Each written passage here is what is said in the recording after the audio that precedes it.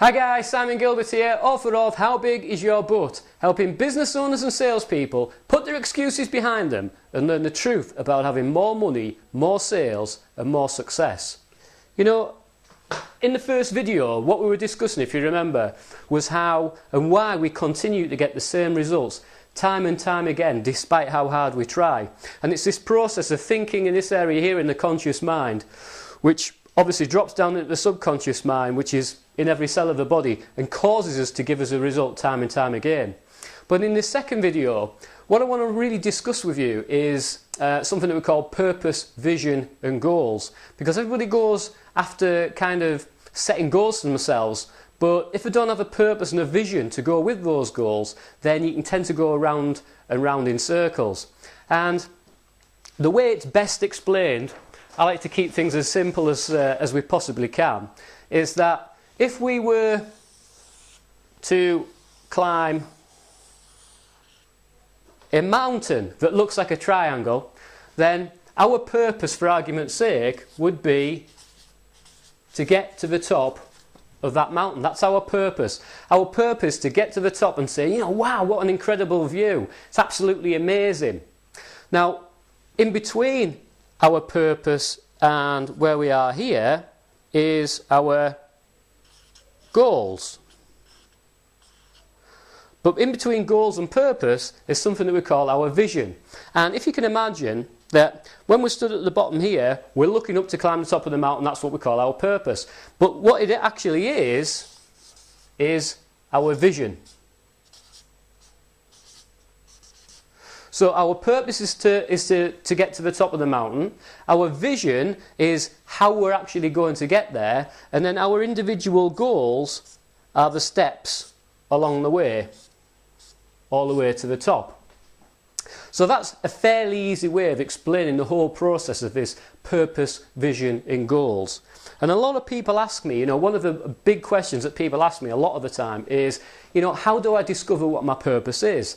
And to be honest with you, I choose to believe that most people do know what their purpose is, but they kind of, they squash it, they limit themselves to what they think they can do at the moment. They don't let themselves dream.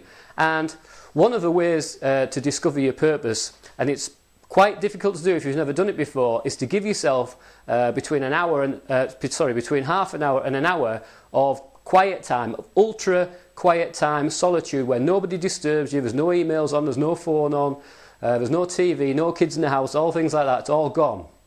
And you just allow yourself to, you know, create an image of whatever happens to come to the mind at that time.